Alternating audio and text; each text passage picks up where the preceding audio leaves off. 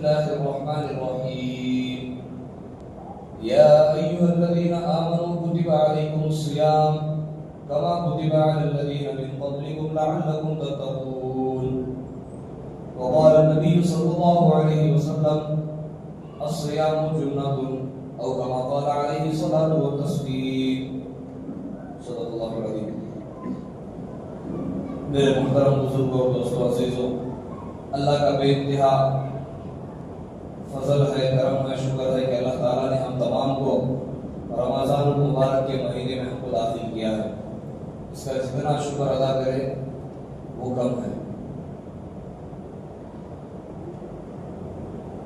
बहरहाल अल्लाह ने जो हमें ये माह मुबारक अता किया है, अल्लाह ताला हमें इसकी सही तरीके से कदरदारी करने की तौफीक अता फरमाए। और आज हम सब जानते हैं कि दूसरा रमज़ान का दूसरा दिन यानी दूसरा रोज़ा चल रहा है और इसी तरह गुजरते गुजरते ये माह भी चला जाएगा। तो अज़ीज़ों, जितना हो सके ये जो माह मुबारक है इसकी बरकतों को हासिल करने की कोशिश करें और गुनाहों से मुकम्मल इज्तनाब करने की पूरी कोशिश करें, क्योंकि अज़ीज़ों ये एक महीना जो है हमारे आने वाले 11 महीनों के सुधार का जरिया बन सकता है। अगर इस एक महीने में हम लोग वाकई में जिस तरह ये महीना गुजारना है उस तरह से गुजारेंगे, क्योंकि इंसान को जो है बुरी आदत लगने के लिए वक्त लगता है और अच्छी आदत लगने के लिए भी वक्त लगता है। तो ये मुकम्मल महीना 30 दिन का जो हमें मौका मिल रहा है, इसमें हम भरपूर कोशिश करें कि गुनाहों से बचे और आहिस्ता आहिस्ता करते करते हमारी जिंदगी के पूरे गुनाह खत्म हो जाए और हम इबादतों में लग जाए।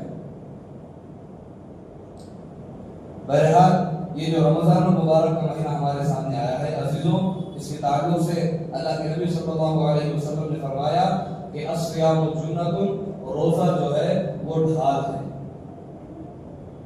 यानी कल क़यामत के दिन जहन्नम की आग से बचाने के लिए ये ढाल का क्या कहेंगे, ढाल बनकर हमारे सामने हाजिर होगा और जहन्नम की आग से इसके जरिए अल्लाह ताला हमको बचाएंगे।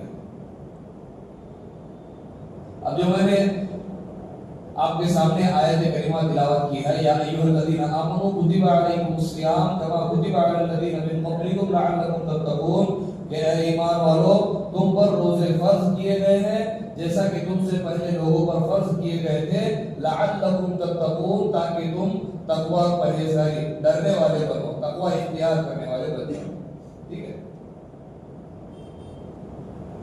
अब जितने भी हम रोजे के ताल्लुक से हम बयानात सुनते हैं, रोजे के ताल्लुक से हम बातें पढ़ते हैं, अहादीस पढ़ते हैं, तो उसमें आखिर में यही जुमला आता है कि रोजे के जरिए तकवा हासिल किया जाता है।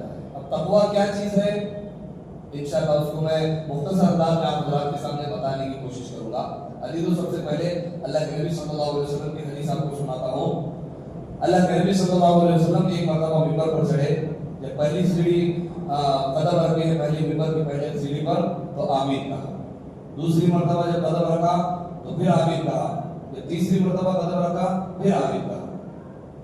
नमाज मुकम्मल होने के बाद सहाबा ने दरियाफ्त किया कि अल्लाह के नबी, आज एक अजीब मामला हमने आपके साथ देखा है कि आपने 3 मरतबा आमीन कहा है, क्या कोई चीज नई चीज हमें दिखाई दी? तो अल्लाह के नबी सल्लल्लाहु अलैहि वसल्लम ने फरमाया कि जिब्रील अमीन आए थे। कौन जिब्रील अमीन? जो सारे फरिश्तों के सरदार है। उन्होंने कहा, हलाक और बर्बाद हो जाए वो शख्स जिसके सामने रमज़ान मुबारक का महीना आए और वो अपनी बख्शिश ना करवाए। जब उन्होंने बददुआ की तो मैंने आमीन कहा। जब दूसरी सीढ़ी चढ़ी तो हजरत जिब्रील अमीन ने कहा कि हलाक और बर्बाद हो जाए वो शख्स जिसके जिंदगी में उसके बूढ़े माँ बाप, उसकी जवानी में उसके बूढ़े माँ बाप मिल जाए और वो उनकी खिदमत करके जन्नत को ना हासिल करे। उस पर भी मैंने आमीन कहा। जब तीसरी सीढ़ी चढ़ी तो जिब्रील अमीन ने कहा, हलाक और बर्बाद हो जाए वो शख्स जिसके सामने मेरा तज़किरा आए और वो मुझ पर दरूद ना पढ़े। तो इस पर भी मैंने आमीन कहा। सल्लल्लाहु अलैहि वसल्लम। ये हदीस को बदलाने का मकसद अजीजों ये है कि जो सबसे पहला जुमला अल्लाह के नबी ने पहली सीढ़ी पर आमीन कहा, हलाक और बर्बाद हो जाए वो शख्स जिसके सामने रमजान मुबारक का महीना आ रहा है। अब जो आया ना हमारा महीना, जिस महीने में चल रहे, ये माह मुबारक वही है। अगर इस महीने में हम इबादत कर कर अपनी बख्शिश ना करवाए, अपने गुनाहों की माफी अल्लाह के सामने ना मांगे और अपनी मग़फ़िरत ना करवाए, तो सारे फरिश्तों के सरदार जिब्रील अमीन ने बदुआ की है हलाक और बर्बाद हो जाए, और सारे रसूलों के सरदार ने उस पर आमीन कहा है। तो इस बदुआ को लगने से कोई चीज नहीं रोक सकती। ये हमारी जिंदगी का गोल्डन चांस है अज़ीज़ों। ये जो महीना आया है ये हमारी जिंदगी का सबसे बड़ा गोल्डन चांस है। इस महीने को, इस गोल्डन चांस को अपने हाथ से ना गवाते हुए अपनी मग़फ़िरत के क्या कहेंगे अल्लाह के सामने माफी मांगने के रोजाना अल्लाह के सामने एक हमारा मामूल होना चाहिए रमजान के महीने में कि 24 घंटे में से एक वक्त लंबी दुआ हम अकेले में मांगना शुरू करें। ये एक महीने करने के तो बहुत से काम है, रोजा तो रखते हैं और इसी तरह तरावी भी पढ़ते हैं, और कुछ काम है जो हमें मजीद इजाफा करना है, सदक़ात करना है, कसरत से रोजाना सदका करो। भले आपकी हैसियत कितनी क्यों ना हो, आप 10 रुपए दे सकते हो 10 दो, 100 दे सकते हो 100 दो, 1000 दे सकते हो 1000 दो।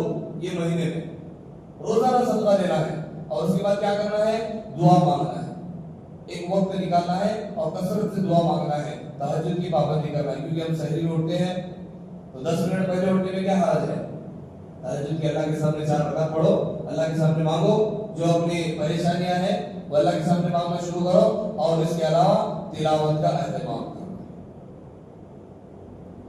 ये चंद चीजें अज़ीज़ों। देखो ये जो रमजान का महीना ना अज़ीज़ों, इसमें कोई भी इबादत को अल्लाह ताला ने शॉर्ट नहीं किया है, उल्टा अल्लाह ताला ने इसमें इबादतों का इजाफा किया है। इबादतों का तो इजाफा किया ही है, और साथ में इबादत की जो दर्जात है उनका भी इजाफा किया है। गैर रमजान में तरावी नहीं थी, इसमें तरावी है। रमजान के अलावा में रोजे फर्ज नहीं थे, इसमें रोजे फर्ज है। सुन्नत और नवाफिल का दर्जा फराइज के बराबर कर दिया। आम दिनों में फर्ज नमाज पढ़ेंगे, एक फर्ज नमाज के बराबर सवाब मिलेगा, लेकिन रमजान में पढ़ेंगे तो 70 फराइज अदा करने का सवाब मिलेगा। जिस तरह से इबादतों को अल्लाह ताला ने बढ़ाया है, इबादतों के लेवल को, दर्जों को भी अल्लाह ताला ने बढ़ाया है। बहरहाल रमजान मुबारक के महीने में अल्लाह के नबी सल्लल्लाहु अलैहि वसल्लम जो है एक मरतबा तरावीह की नमाज पढ़ाने के लिए खड़े हो गए। आप नमाज पढ़ रहे हैं, सहाबा किराम रज़ियल्लाहु रिज़वानुल्लाहि तआला अलैहिम अजमईन की जमात आपके पीछे आकर खड़ी हो गई। आपने दूसरे दिन भी नमाज पढ़ाई, लोग और बढ़ गए, तीसरे दिन नमाज पढ़ाई और ज्यादा लोग बढ़ गए। अल्लाह के नबी सल्लल्लाहु अलैहि वसल्लम चौथे दिन नहीं आए। सहाबा किराम अल्लाह के नबी सल्लल्लाहु अलैहि वसल्लम का इंतजार करते रहे। जब सुबह की नमाज में आए तो उन्होंने कहा कि अल्लाह के नबी हम आपका इंतजार कर रहे थे। तो अल्लाह के नबी ने कहा मुझे पता था, लेकिन मुझे खौफ था कि ये जो तरावीह की नमाज है हम जो पढ़ रहे इतने शौक से, कहीं ये मुझ पर फर्ज ना हो जाए, मेरी उम्मत पर फर्ज ना हो जाए। आइंदा आने वाली जो कमजोर उम्मत होगी, मेरी आइंदा आने वाली जो भी देख के मुझ पर ईमान लाने वाली है, ये फर्ज ना हो जाए और उसमें कोताही ना करने लगे, इसलिए मैं इस दिन नहीं आया।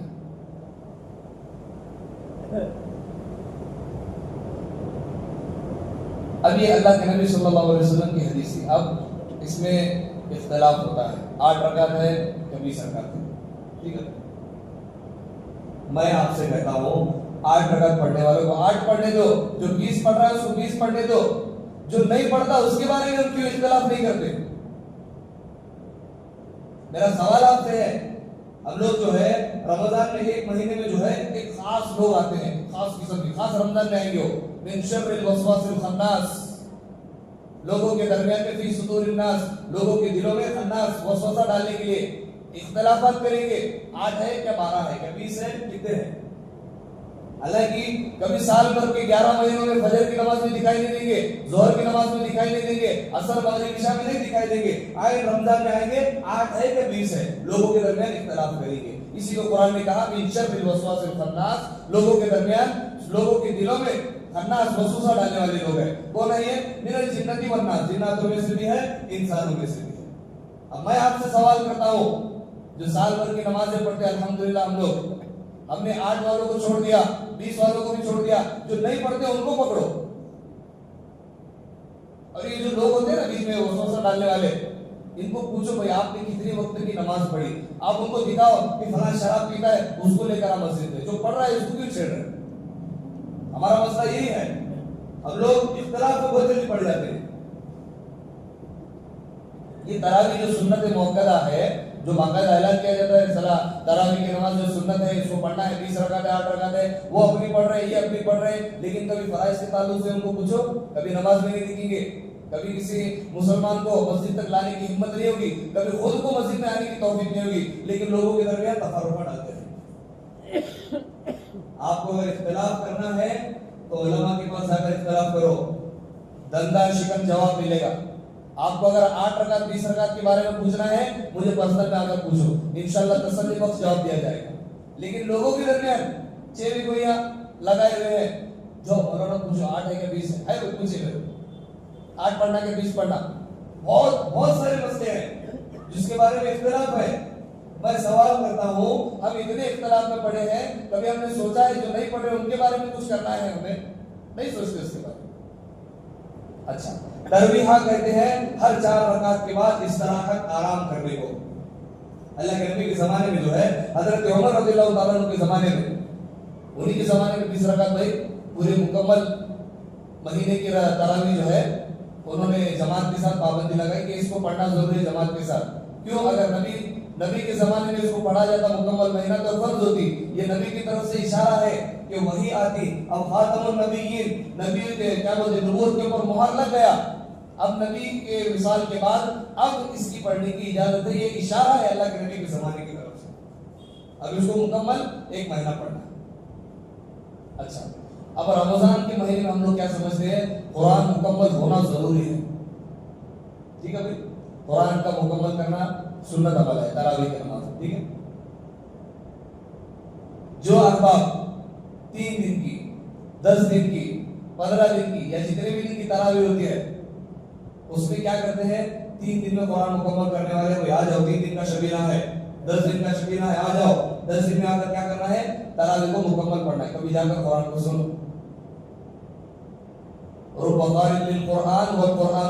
जो हदीस है, बहुत से कुरान पढ़ने वाले ऐसे हैं, कुरान तो पढ़ते हैं माजरत के साथ, लेकिन कुरान खुद उन पर लानत करता है।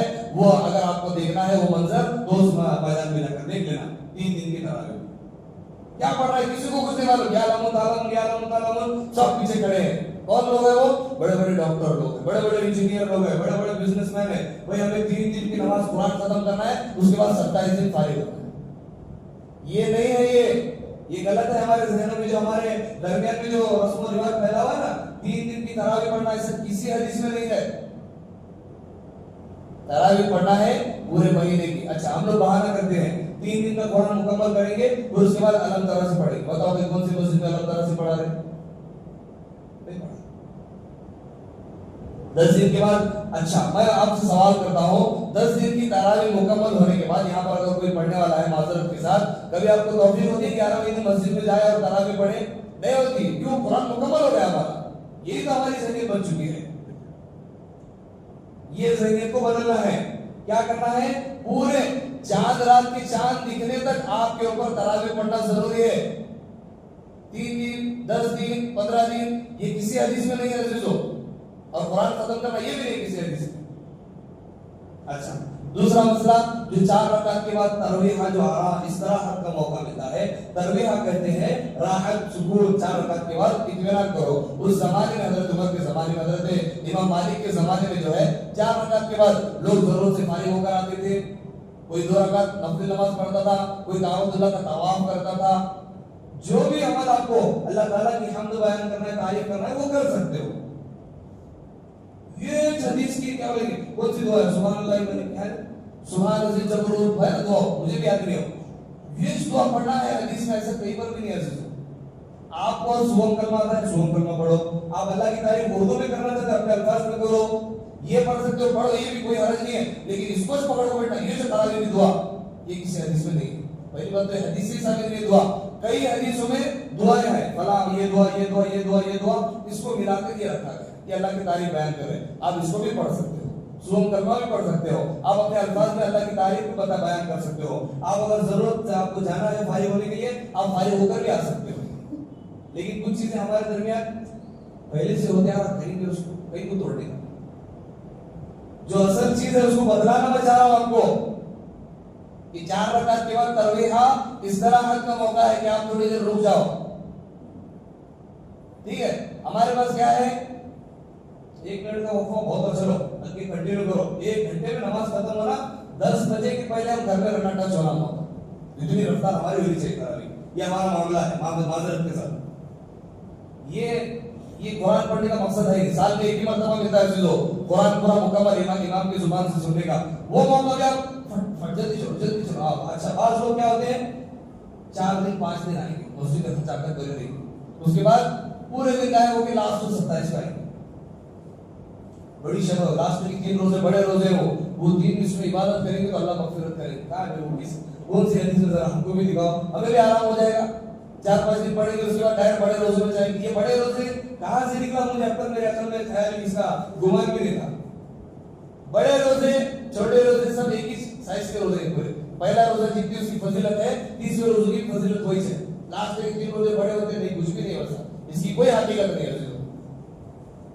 समझ में आ रहे, मैं जो बतला रहा हूं इसके इश्काल आपको जहन में खत्म हो रहा है, दूर हो रहा है, बोलो ना, समझ में आ रही है मेरी बात? हाँ, यही मैं आपको बतलाना चाह रहा हूं कि हमारे दरमियान रमजान मुबारक में कुछ मुसलमान एक्स्ट्रा मस्जिद आते हैं नमाज पढ़ने के लिए, तो कुछ चीजें उन्हें पता नहीं होती है, तो उनको बदलाना है। ये बदलाने के बहाने आइंदा आने वाले 11 महीने में वो अपने मस्जिदों से करीब करना है, यही मकसद है बस। मुझे किसी को ताना देना या किसी की इज्जत को बढ़ाना ये मेरा मकसद नहीं। हाँ, इसको समझो अजीजों। लेकिन जो मस्जिदों में हमारे हालात होती है, अल्लाह माफ करे, वो बताने के काबिल भी नहीं है। बहरहाल जो तीसरी चीज अहम और जरूरी है बतलाने की, रोजा। मैंने आपको बताया ना इससे पहले कि रोजा क्या है, अस्सियामु जुन्नतुन, रोजा क्या है भाई, ढाल है। अब यहाँ पर अल्लाह ने कुरान में फरमाया लअल्लकुम तत्तकून, ताकि तुम रोजा रख के तकवा हासिल करो। अजीजों, जो तकवा आने वाली जो चीज है ना, सबसे पहले मोस्ट इंपॉर्टेंट, बहुत जरूरी, वो क्या है मालूम? गिज़ा। हमारे पेट में जो खाना जा रहा है ना, जैसा खाना जाएगा, हराम का माल जाएगा तो वैसे अमाल निकलेंगे, हलाल जाएगा तो वैसे अमाल निकलेंगे। अब हमारे दरमियान अब रमजान में एक क्या कहेंगे आदत होती है बास पैसे वालों की, मैं किसी को बुरा नहीं कह रहा हूं, बास नेक लोग भी है इल्ला माशाल्लाह, और बास अल्लाह हिदायत दे जो गड़बड़ी काम करते हैं और अपना पैसा लाकर मस्जिद में जमा करते हैं कि इससे रोजेदारों को खाना खिलाना, इफ्तारी की दावत करना, इफ्तार पार्टी। सबसे पहली चीज, इस अंदाज से सामने वाले की, मुसलमान की मदद करो कि दूसरे को भी खबर ना हो इसकी। जो अहबाब दावत करते हैं, मैं आपको क्या कहेंगे, अल्लाह ने आपको माल और दौलत दिया है, आप उसका शुक्र अदा करो और इस अंदाज से दावत करो कि आपका नाम भी लोगों के दरमियान नहीं आना चाहिए। इस अंदाज से फला भाई ने दावत की, इनकी तरफ से दावत, क्या जरूरत है, आपने जो इतना पैसा लगाकर खर्च किया खत्म हो गया। दूसरी चीज, जो इफ्तारी करने वाले हैं लोग हैं, मस्जिदों में आकर इफ्तार करते हैं, अल्लाह के लिए 100 बार कहता हूं, अल्लाह के लिए अगर किसी की दावत हो तो फौरन जाकर झपट्टा नहीं मारना है, तहकीक करो पहले कि वो जो गिज़ा आ रही है वो हलाल है या हराम है, मशकूक है, ठीक है। मस्जिदों के जिम्मेदारों ने तहकीक की है, वो अपनी बात वो अपनी जगह पर सही है, लेकिन आपका अपना काम है, जो आप गिज़ा डाल रहे हो वो मस्जिदों के पेटों, जिम्मेदारों के पेटों में नहीं जा रही, वो आपके पेटों में जा रही है, वो जाएगी तो उस हिसाब से अमाल निकल कर आएंगे। हम लोग नहीं सोचते, हम लोग बाकायदा एक टीम होती है नौजवानों की, मैंने देखा है आज कौन सी मस्जिद में दावत है, हाँ फला मस्जिद और वह मस्जिद, देखो वहां क्या बने, मेनू क्या है, दाल चा खाने का बिरयानी, जहाँ बिरयानी वहां जाने, यह है नौजवानों के घर में हमारा। ये बदलो पहले, हमारे अंदर की जो ये खसलत है ना, इनको बदलो। खाना ही सब कुछ नहीं होता, जिस तरह की गिज़ा आपके पेट में जाएगी वैसे ही अमल आपके बाहर आएगा। चौथी चीज, जो अहबाब अल्लाह ने जिनको माल दिया है, दौलत दी है, मैं उनसे गुजारिश करूंगा कि मस्जिद को और रोजेदारों को सदका और ज़कात का खाना मत खिलाओ। ज़कात के पैसों से, सदक़े के पैसों से खाना मत खिलाओ। अगर आपको मस्जिद में खाना खिलाना है तो सिर्फ और सिर्फ सवाब की नीयत से, इस नीयत से कि अल्लाह के नबी ने फरमाया कि जिसने किसी रोजेदार को इफ्तारी कराया या एक खजूर खिलाया या एक घोट लस्सी पिलाई, अल्लाह ताला उसके गुनाहों को बख्श देगा। ये तसव्वुर हमारे ज़हन में होकर खिलाना है। नहीं भाई रमजान की मेरी इतनी ज़कात है, वो ज़कात के पैसों से खिला रहा हूं, नहीं चलेगा। ज़कात किसको दिया जाता है मालूम? जो ज़कात का मुस्तहिक है। अब इसमें जो रोजदार में खाने वाले हैं, कोई अहबाब तो ऐसे जो मुस्तहिक नहीं है, अब सदका उसको देते हैं जो सदके का मुस्तहिक है। अब आम दावत कर रहे मुसलमान के, उसमें सदके का पैसा खिला रहे हो, आपका सदका अदा होगा? नहीं होगा। तो इसलिए ये चीजें एहतियाती तौर पर अजीज समझो, दावत करने वाले और दावत खाने वाले दोनों भी इस चीज को समझो कि जो पेट में आप माल खाना डाल रहे हो, ग़िज़ा डाल रहे हो, उसकी तहकीक करो। मैं तो कहता हूँ रमजान का पूरा महीना अपने घरों में इफ्तारी करो, अवॉइड ही करो इन चीजों को।